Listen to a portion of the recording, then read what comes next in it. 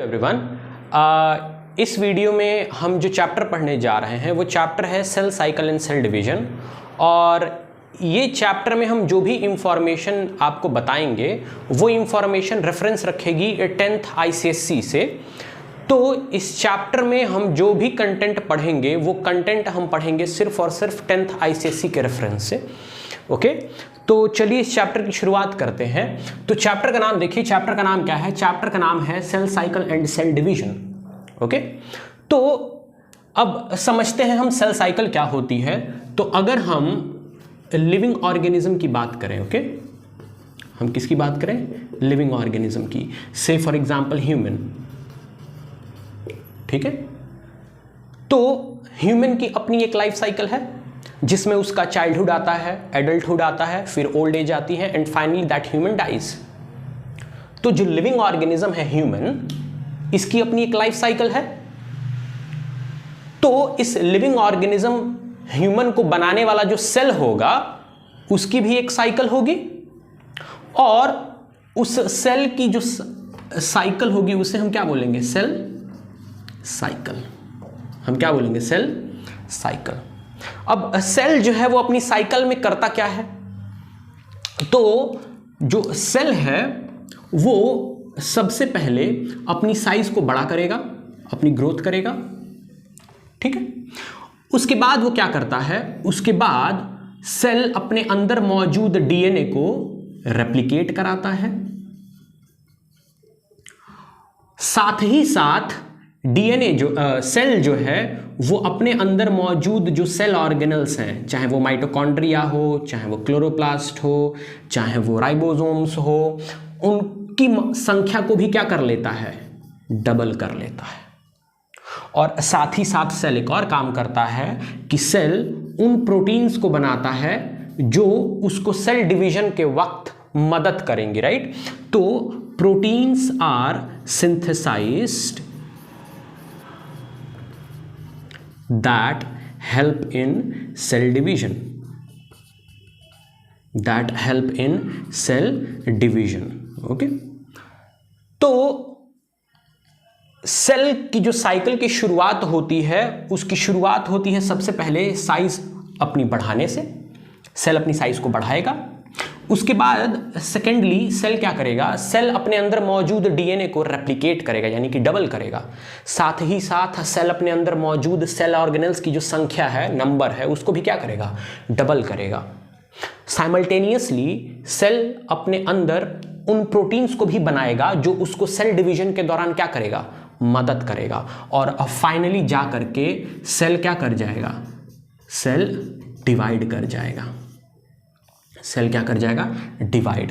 ये पूरे का पूरा जो इवेंट है, पहला इवेंट जिसमें सेल अपनी साइज को बढ़ा रहा है, सेकंड इवेंट जिसमें सेल डीएनए को डबल कर रहा है, सेल ऑर्गेनल्स को डबल कर रहा है, प्रोटीन्स को बना रहा है, सेकंड इवेंट। और ये थर्ड इवेंट जिसमें सेल अपने आप को अब क्या कर ले रहा है? डिवाइड कर ले रहा है। ये तीनों इवेंट एक साथ क्या कहलाते हैं? Cell cycle.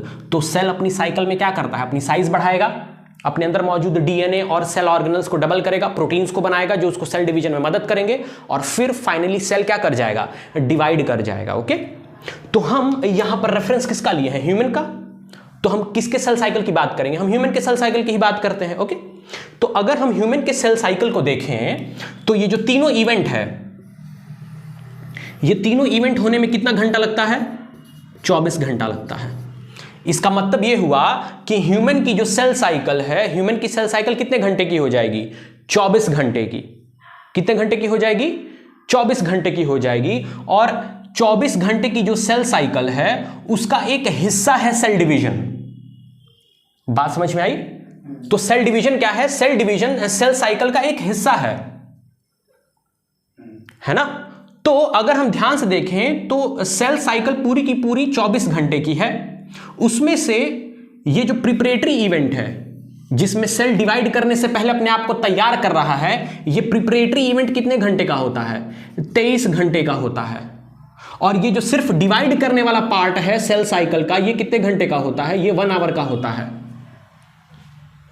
ना। और ये जो 23 घंटे का प्रिपरेटरी फेज है सेल साइकिल का, इसको हम नाम देते हैं इंटरफेज। क्या नाम देते हैं? इंटरफेज। और ये जो 1 आवर का फेज है जिसमें सेल डिवाइड कर रहा है, इसको हम नाम देते हैं एम फेज। हम क्या नाम देते हैं? M phase. इसका मतलब यह हो गया कि सेल की जो साइकिल है उसको 2 हिस्सों में डिवाइड किया गया है, इंटरफेज और एम फेज। इंटरफेज में सेल क्या करता है? वो अपने आप को प्रिपेयर करता है डिवीजन के लिए, और एम फेज में सिर्फ और सिर्फ सेल क्या करता है? डिवाइड करता है। ठीक है, तो ये रही पूरी की पूरी सेल साइकिल, है ना। अच्छा, अब अगर मैं बात करूं, हमने रेफरेंस किसका लिया है? ह्यूमन सेल का। तो अगर मैं ह्यूमन सेल की बात करूं, तो ह्यूमन की अगर मैं बात करूं, तो ह्यूमन एक एनिमल है। किस क्लास में आता है? मैमल की कैटेगरी में आता है, मैमल्स की क्लासिफिकेशन, मैमल्स में आता है ये ह्यूमन। तो ह्यूमन क्या हो गया? एनिमल। तो इसकी जो आउटर मोस्ट सेल की बाउंड्री होगी वो किसकी बनी होगी? सेल मेम्ब्रेन की। और जो ह्यूमन सेल है उसके अंदर क्या पाया जाएगा? डीएनए पाया जाएगा। और डीएनए कितना पाया जाएगा? डीएनए के 46 मॉलिक्यूल पाए जाएंगे। डीएनए के कितने मॉलिक्यूल पाए जाएंगे? 46। और डीएनए के चारों तरफ किसकी कवरिंग रहेगी? न्यूक्लियर मेम्ब्रेन की कवरिंग रहेगी। ये सारी इंफॉर्मेशन मैं आपको पिछले वीडियोस में भी दे चुका हूं, राइट। तो cell membrane outermost boundary बनाएगा ह्यूमन सेल की, क्योंकि ह्यूमन किस कैटेगरी में फॉल डाउन कर रहा है? एनिमल की कैटेगरी में, राइट। और ह्यूमन का कोई भी सेल हो, चाहे वो न्यूरॉन हो, चाहे वो बोन सेल हो, चाहे वो स्किन सेल हो, कोई भी सेल हो, ह्यूमन के सेल के अंदर कितने डीएनए मॉलिक्यूल होंगे? 46 डीएनए मॉलिक्यूल होंगे। कितने डीएनए मॉलिक्यूल होंगे? 46 डीएनए मॉलिक्यूल होंगे। और इन सभी 46 डीएनए मॉलिक्यूल की टोटल लंबाई कितनी होगी? 2 मीटर होगी। कितनी होगी? 2 मीटर होगी। ओके, अच्छा, अब अगर डीएनए मॉलिक्यूल है तो कितना डीएनए मॉलिक्यूल है? 46 डीएनए मॉलिक्यूल है। और 46 डीएनए मॉलिक्यूल की टोटल लंबाई कितनी है? तो हमने देखा कि ह्यूमन का कोई भी सेल हो उसके अंदर 46 डीएनए मॉलिक्यूल होंगे, राइट। अच्छा, अब जितने भी डीएनए मॉलिक्यूल होंगे उन सभी डीएनए मॉलिक्यूल्स पर चार्ज कौन सा होगा? उन सभी डीएनए मॉलिक्यूल्स पर चार्ज होगा नेगेटिव। चार्ज कौन सा होगा? नेगेटिव, है ना। और इन सभी डीएनए मॉलिक्यूल को न्यूट्रलाइज कौन करता है? Histone protein. न्यूट्रलाइज कौन करेगा? हिस्टोन प्रोटीन, है ना।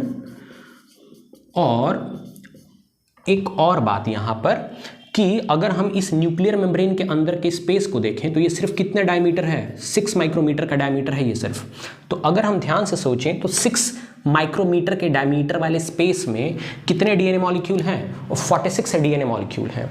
तो इतने कम स्पेस में अगर 46 डीएनए मॉलिक्यूल रहेंगे तो वो अपने आप को कैसे एडजस्ट कर पाएंगे? जाहिर सी बात है वो अपने आप को क्या करेंगे? कॉइल करेंगे, और किसी चीज़ के ऊपर कॉइल करेंगे अपने आप को।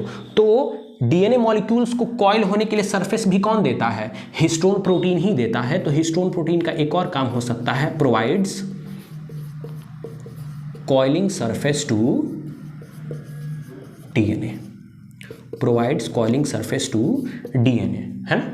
तो इसका मतलब ये हुआ कि अगर आप किसी भी ह्यूमन सेल को, नॉर्मल ह्यूमन सेल को जो अभी डिवाइड नहीं कर रहा है, अगर आप उसको माइक्रोस्कोप में देखेंगे तो आपको उस सेल के अंदर 46 डीएनए मॉलिक्यूल दिखाई देंगे। और सभी के सभी 46 डीएनए मॉलिक्यूल किसके ऊपर कॉइल्ड होंगे? हिस्टोन प्रोटीन के ऊपर कॉइल्ड होंगे। इसका मतलब ये हुआ कि आपको सेल के अंदर ये रहा डीएनए मॉलिक्यूल, है ना। ऐसे तो 46 डीएनए मॉलिक्यूल होंगे और किसके ऊपर कॉइल्ड होंगे? हिस्टोन प्रोटीन के ऊपर कॉइल्ड होंगे, राइट। तो इसका मतलब ये हुआ कि आपको ह्यूमन सेल जो नॉन डिवाइडिंग सेल है, नॉर्मल सेल है, जब आप उसको माइक्रोस्कोप में देखेंगे तो आपको उसके अंदर 46 ये मोतियों की माला दिखेगी। और इसे हम क्या नाम देंगे? Chromatin fibre. क्या नाम देंगे? Chromatin fibre. तो एक बात बताइए, अगर ह्यूमन सेल के अंदर 46 डीएनए मॉलिक्यूल हैं तो क्रोमैटिन फाइबर भी कितना बनेगा? 46, है ना। और जब ह्यूमन का सेल अपनी साइकिल के डिवीजन वाले फेज में पहुंचता है यानी कि जब सेल डिवीजन अपनी स्टार्ट करता है तो क्या होता है कि ये जो क्रोमैटिन फाइबर हैं ये अपने आप को और ज़्यादा कॉइल करते हैं और कॉइल करके कुछ ऐसा स्ट्रक्चर बना लेते हैं और इस स्ट्रक्चर को क्या कहा जाता है? क्रोमोसोम कहा जाता है। क्या कहा जाता है? क्रोमोसोम कहा जाता है ना? तो अगर मैं इसको ड्रॉ करूं तो ऐसे आप इमेजिन कर लीजिए कि यहां पर डीएनए अपने आप को और ज्यादा कॉइल कर रहा है, यहां पर मैक्सिमम कॉइल्ड है और ये कुछ ऐसा। तो ये जो आपको क्रोमैटिन फाइबर की सुपर कॉइलिंग दिखेगी उसका फायदा ये होता है कि डीएनए किस शेप में आ जाता है? क्रोमोसोम के शेप में आ जाता है, क्रोमोसोम बना लेता है। लेकिन कब? During cell division. During cell division. तो एक बात बताइए, अगर 46 क्रोमैटिन फाइबर हैं तो क्रोमोसोम भी कितने बनेंगे? 46। लेकिन आपको ह्यूमन सेल के अंदर 46 क्रोमोसोम्स तब दिखाई देंगे जब सेल क्या कर रहा हो? डिवाइड कर रहा हो। यानी कि सेल जो है अपनी साइकिल के किस फेज में हो? एम फेज में हो, तब आपको क्रोमोसोम दिखाई देंगे। उसके अलावा अगर वो इंटरफेज में मौजूद है तो सेल के अंदर आपको क्रोमैटिन फाइबर दिखाई देंगे, है ना? अब अगर मैं इस पॉइंट को देखूं तो यहां पर डीएनए मैक्सिमम कॉइल्ड है, तो क्रोमोसोम के इस पॉइंट को हम क्या नाम देते हैं? इस पॉइंट को हम नाम देते हैं सेंट्रोमियर। हम क्या नाम देते हैं? सेंट्रोमियर, है ना? और अगर मैं बात करूं तो सेंट्रोमियर के पोजीशन के बेसिस पर, सेंट्रोमियर के पोजीशन के बेसिस पर ह्यूमन सेल के अंदर 4 टाइप के क्रोमोसोम होते हैं। पहला मेटासेंट्रिक, जिसमें सेंट्रोमियर बिल्कुल बीचों बीच रहता है। सेंट्रोमियर बिल्कुल बीचों बीच रहता है, यह है मेटासेंट्रिक क्रोमोसोम। दूसरा होता है सब मेटासेंट्रिक। दूसरा क्या होता है? सब मेटासेंट्रिक। सब मेटासेंट्रिक क्रोमोसोम का मतलब यह हुआ कि जो सेंट्रोमियर है क्रोमोसोम का वो या तो थोड़ा सा ऊपर होगा या तो थोड़ा सा नीचे, राइट? यानी कि कुछ ऐसा बनेगा। ये हो गया सब मेटासेंट्रिक क्रोमोसोम। तीसरे टाइप का जो क्रोमोसोम होगा वो होगा acrocentric chromosome. Acrocentric chromosome. Acrocentric chromosome की खासियत यह होती है कि जो सेंट्रोमियर होता है वो टिप से थोड़ा सा नीचे होता है, सिर्फ वो टिप से थोड़ा सा नीचे होता है ना? और जो सबसे लास्ट टाइप का क्रोमोसोम आएगा, मैं यहां पर बना देता हूं स्पेस लेकर के, जो सबसे लास्ट टाइप का क्रोमोसोम आएगा, चौथे टाइप का, उसको हम बोलते हैं टीलोसेंट्रिक क्रोमोसोम। क्या बोलते हैं? Telocentric chromosome. टीलोसेंट्रिक क्रोमोसोम की खासियत ये होती है कि जो सेंट्रोमियर होता है वो बिल्कुल टिप पर होता है, तो क्रोमोसोम आपको कुछ इस शेप का दिखाई देगा। इसका मतलब ये हुआ कि जब डीएनए अपने आप को कॉइल करके क्रोमोसोम बनाएगा तो कितने क्रोमोसोम बनाएगा? 46। और हर क्रोमोसोम के पास क्या होगा? सेंट्रोमियर। लेकिन सेंट्रोमियर की पोजीशन क्या होगी, उस बेसिस पर आपको सेल के अंदर कितने प्रकार के क्रोमोसोम दिखाई देंगे? ह्यूमंस के अंदर 4 प्रकार के। मेटासेंट्रिक क्रोमोसोम जिसमें सेंट्रोमियर बिल्कुल बीचों बीच होगा, सब मेटासेंट्रिक क्रोमोसोम जिसमें से सेंट्रोमियर क्रोमोसोम के हल्का सा ऊपर या हल्का सा नीचे होगा, एक्रोसेंट्रिक जिसमें सेंट्रोमियर की पोजीशन क्रोमोसोम के एक एंड के टिप से हल्का सा नीचे होगा, और टीलोसेंट्रिक क्रोमोसोम का मतलब यह हुआ कि जो क्रोमोसोम है उसके बिल्कुल टिप पर सेंट्रोमियर पाया जा रहा है ना? तो finally this was about overview of cell cycle and slight few information about chromosomes, type of chromosomes on the basis of centromere. Okay, and I hope आपको ये सारी चीज़ें समझ में आ गई होगी, राइट? और अगर आपको चीज़ें समझ में आ गई हैं तो आप हमारी मदद कर सकते हैं हमारे वीडियो को लाइक करके, शेयर करके, हमारे चैनल को सब्सक्राइब करके। Thank you everyone.